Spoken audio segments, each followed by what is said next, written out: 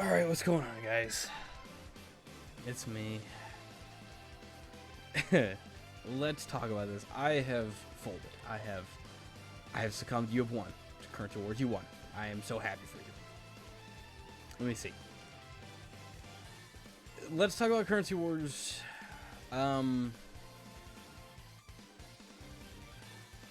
This is fine. Whatever. This is fine.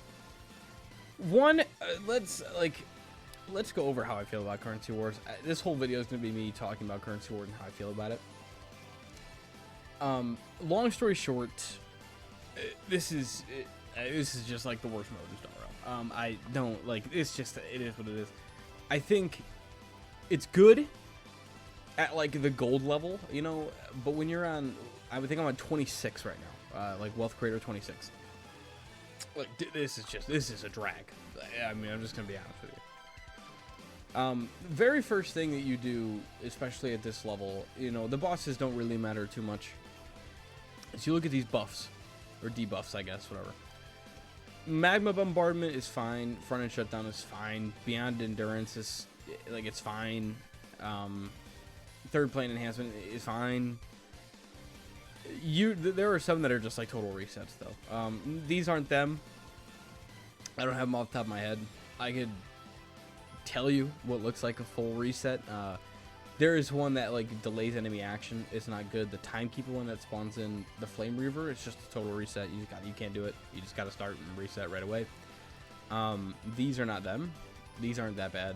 Usually I like first or second plane enhancement just to get out of the way faster, since technically this is like buffing them significantly more, but it shouldn't matter. Like, one of the things I hate about this is, let's focus here. Like, look at this. This is horrible. This is terrible. You know what I mean? Like, this is really bad. And I'll get to this in a second. When you're playing Currency Wars at this level, you are forced to use your highest investment characters, which is true of like Simulated Universe or DU, right? Because Divergent Universe was the same way. I don't enjoy that very much, especially because, you know, like, I want to use different characters. Like, they're purposely adding Sparsy, Outgoing, Dahlia into this game mode now, what I would assume is the intent for you to use the new characters. I know, crazy idea, right? But they don't let you do it. Like, you can't use those characters in this game mode because it's just so impossible. It's actually so not possible to be using characters you don't have fully leveled up or outside of your account. You want it like E2, E6, maybe. I don't even know, dude. Because this is going to slow us down quite a bit, actually, this one damage thing. Hopefully this kills. Yeah, because like, these are reward domains, so they only have like 100 health anyway. But like, what? So like, what is the? I don't understand the philosophy behind that. Where, oh hey, you're still gonna have to use your E6 characters no matter what. Hold on. That's good. This is not the greatest. This is like okay, actually. I think. Oh, reduces the difficulty of enemies in encounter boss must be 4 down to a minimum of 0. That could be good. Let's just take this. Yeah. Okay, let's make it easier for ourselves later. Oh, that's good. So I'll explain like what strategy. I mean, you can kind of tell what strategy I'm going for anyway. So, you know, don't get too excited. But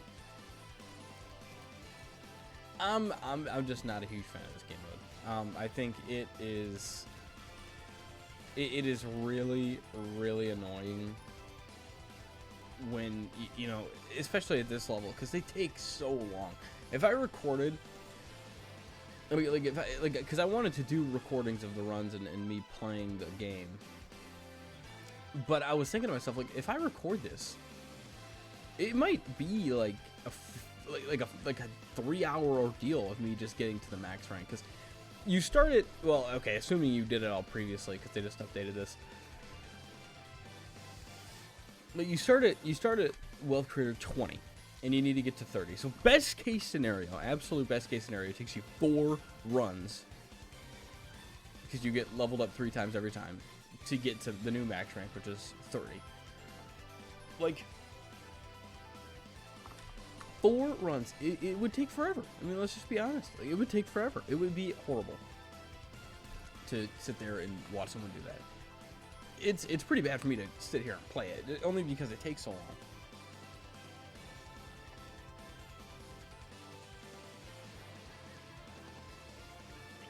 Look at this damage, dude. I'm inspiring. There's obviously a lot. I don't know, like, they should have just tuned the enemies down a little bit. I don't know if it's if it's the HP, you know, because really you only get 1, or I guess technically you get 2 cycles to clear these bosses, but they have, like, I mean, they actually have billions of HP. Like this, I don't know if we're ever gonna see this level of difficulty in Star Rail before the game shuts down. And I'm being honest. Like, I actually don't know if we will ever, like, look at this. I don't know if we'll ever see this difficult, like, this difficulty of enemies ever in Star Rail, ever, outside of this mode. It's that bad. Like I don't know if, like, I think it's fine if it was, like, basically, like, every single stage was as hard as, like, you know, a Plight King. But they're not. They're harder. Even with the buffs, like, I feel like this is the hardest game mode in Star Rail, which is crazy, because, like, you're supposed to clear this game mode. You're supposed to clear this event. You're supposed to get to Wealth Creator 30. You're supposed to be able to do these things. And honestly, you can't. Like, you just can't do it. Even if I have an E6, I have an E6 character, obviously. I have Castress. I have her whole team. Like, even when I'm running her whole team, I have difficulty clearing this event. And by difficulties, I mean, I'm still winning, but it just takes forever. I mean, like, even, we'll get to it in a second here. What did she die to? I don't even know what she just died to. Was this some kind of DOT? Oh, it was the magma damage, I bet. Like, I'll get to it in a second with these things right here, these encounter nodes. Like, if I, honest to God, like, if I took, like, a difficult encounter node, which I'll explain a little bit in a second. I want to make sure I'm not throwing. I do need, like, a healer right away, but let's, is it only when you heal an ally? You can put it on. I'll just put it on. Why not? Oh, like, perfect. Here's a good example. Like, here's a warp trotter. I lost. There's actually nothing I can do. There's actually nothing I can do. I'm not even kidding. Like, I actually don't think there's anything I can do to the warp trotter. This thing is never gonna die. And it's just luck of the draw like that, right? Like, the enemy, like, the bosses that you fight aren't really that significant. They're all kind of just the same HP sponges. But these little guys, like, these little fights are important. They're drastically important, because they're tough, man. They're difficult. Okay, the magma one's not that bad, actually. I don't think this is the worst ever.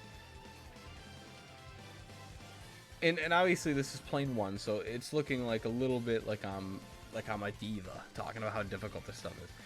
But you'll see, like, pretty quickly, you know, in the encounter node, I think we're not gonna make it. Only because encounter mode increases difficulty no matter what you do. Even if you take, like, the, you know, difficulty, like the Star 1 difficulty option, it still increases the difficulty by, like, 12 levels. Which is just, like, it's just not clearable, dude. My strategy at this level has been to, how do I put, like you just high roll early with a Castress, and then really hope you high roll with a Siren later, and then that's it. Like, that's all I can do. Like, look at this. Like, she's gonna die again. Oh my gosh, dude. Well, we don't have a healer right now, so that's also making it a little bit difficult, for sure. We just haven't pulled Hyacinth yet, so you know, we'll lose early. But with Currency Wars, when you're playing this game mode, and let's say you don't have like an E6 character, like I don't actually know what you do to get this like event. I don't know what you do to get this completed consistently. Like, you could definitely do it with like a 3. Could you do it with I've never had a 3-star 5 cost in Currency Wars, which is like that wasn't even close. And then you just lose all that health. You know, it's like, oh my gosh, dude. It's just so frustrating. Like, it's just so frustrating. Especially because I know I'm not going to win this one either. Look, I'll take this. Like, level 88 the enemies are. We need to level up again. And I think we go for the high roll now. Oh, see, like, okay. See, now the game's going to treat me right because I'm recording this. That's crazy. So we might actually be okay now. I do want to get, like, a Hyacinth, though. And if you notice, I'm buying everything that I need. Obviously, I have the strategy queued up. That's fine. 2-star Don Hunt should be able to handle it, I think. We're actually going to put... I'm going to put my day in instead. Because I don't want... What are you? Your Blood Flame? We can replace it. Okay, maybe we'll just do this instead, though. And then we can have both of these up. Blaze obviously not doing a whole lot of damage, so we can put it back in once we get a new level. But let's just see this guy. Like, this is E6 Cash vs E2 Evernight. Let's see what happens. All right, let's just see what happens.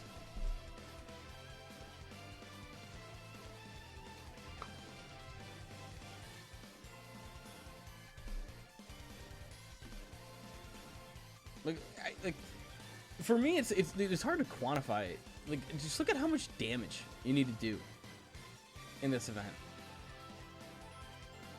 Because I think, like, right now the Anomaly, Arbitration, Plight bosses have, like, anywhere from 100 to 120 million health. Right? So, like, obviously in Divergent Universe you can get some crazy numbers. That's not new. However, in this game mode it feels like numbers are more of a concept. Like, I've had my casters regularly hitting over 1 billion damage. And it just, like, doesn't matter. I've tried, for the record, I've tried Sparzy, the Sparzy team, like the skill point team. I've tried Aglaya wheelchair team. I've tried... What was that other team that I tried? Like, just like I think it was like a DOT era debuff Acheron team, like just stuff like that, and it doesn't work nearly well. It doesn't work nearly well enough to complete the game in general. Like, even wheelchair Glide, I think I got +1. It was like oh yeah, +1 rewards. Like, congrats, bro. And then, you know, you're just like stuck. This is good. But only because it's like wheelchair Glide can't do enough damage to beat the enemies, but it can do enough damage to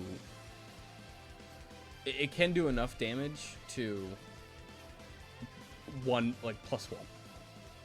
because the ranks work like B is +1, A is +2, S is +3 rankings. So your goal is to get an S, but I think it's 80% health or above, or 80 HP or above. I could be wrong. I haven't actually like paid attention to that. And I don't think Aglaya, like, at this rank can do that anymore. Like, Aglaya just can't. Like, she can't compete. And she was good. I mean, I know they nerfed her. I haven't really paid attention to the you know, the patch notes or anything either. But why are we buffing and I guess it's fine to buff characters, but why are we nerfing them? Why are we nerfing them in Currency Wars? Like, this is supposed to be like a fun game mode, and it actually is a fun game mode. I've been shitting on it the last, like, you know, how long has it been? 15 minutes. I want to talk about the game at like the gold ranking though. why gold specifically? That's because when you're going to complete the missions of Currency Wars, and activating different levels of the traits, you need to do it at the gold difficulty to get like max rewards. So I think gold difficulty is kind of where you want to be playing the game at. It's probably the most efficient, and it's actually not bad. You can pretty much run any team you want, and the enemies aren't that strong that you're going to get absolutely wiped. You don't need characters, I feel like, because I feel like in this game mode for sure at this level you need characters that you have high investment in. You don't really need that at gold, and it's actually a really fun game mode at gold. I play it when it's a weekly reset, and I'm like, oh, awesome, I get to play some cool gold Currency Wars. We can try out some new. I take a look, I'm like, okay, I haven't activated this trait yet at max or whatever it says, like 5 or 8 members. So it's like, okay, I'm gonna go through and just try and do this now. That seems fun. But even like now, look at this. I'm dead. Oh, I guess I'm not dead. It actually Pollock's on the field. I would have died there. And it's like okay, yeah, like, that's fun. That's interesting. Like, it's cool to play Currency Wars at gold rank, because it's well designed for that. Like, the enemies aren't just absolute sponges, But like, even like DU didn't feel like this. DU did not feel this grindy, I think is the right word to use. Like, DU felt a little bit more, like, it definitely was grindy, but it felt a little bit more like, okay, I am, I'm doing all this, but in reality, it's not gonna matter too much. Like, it doesn't really matter what team you're running, because you're kind of forced to use teams that you already have in DU. You can't, you know what I mean? You can't use just like some random, level 80 team that you have, even though it does buff the characters for you. It's not a good idea, I don't think, to be running not leveled up characters in DU. So even at the highest rank in DU, like, I actually forget what it's called, like the Affinity Swarm General or something like that. I don't know, whatever. A8. Like, it's fine. It was a little bit grindy, but I was able to use Finon. I was able to use Castris. I was able to use my Aglaya, at the highest ranks of DU, and it didn't really matter. They were all able to clear it, and obviously 2 of them were E6, 1 of them was E2. Or it was E1 at the time when I was doing that, but like, in this game mode, if I run Finon, I lose the game. His traits aren't good enough, so that's another thing you have to really think about is, does your character have good enough traits to run? I could imagine having, like, E6, who's a good example? Maybe Seal? Like, if I had E6 Seal, like, oh boy, like, wow, I get to upgrade either Quantum Resonance or Bellabog. Like, Bellabog trait's actually fine. Like, it's actually pretty good. Just, it's kind of like, it's kind of goofy. Like, okay, how she dies, by the way. Because it's like, well, Bellabog robot does X amount of damage, but at a certain point, it just basically becomes useless. Because these enemies have so much HP that it's just taking up time. This is crazy. I actually didn't think I was going to be dying this much. I think it is that magma. That magma effect is doing a whole lot of damage to me, actually. And obviously it doesn't really matter. I get Dragon up faster, so it kind of evens itself out in terms of action value used, but that's what I'm saying. And like, I don't like Caster's, like, the Blood Flame. This buff is terrible. Like, it does nothing. Ooh. Okay. First in damage dealt. Okay. I don't think that's a good idea. Let's just do this. The first member ranking during combat, the member ranking first in damage dealt becomes a role model, and on-off field increases by 25%. We'll just take that, and then we're gonna save up a little bit. We need 8 gold, and I don't have enough. Shoot, I don't know. Okay, that's not bad. My economy this run's been kind of bad too.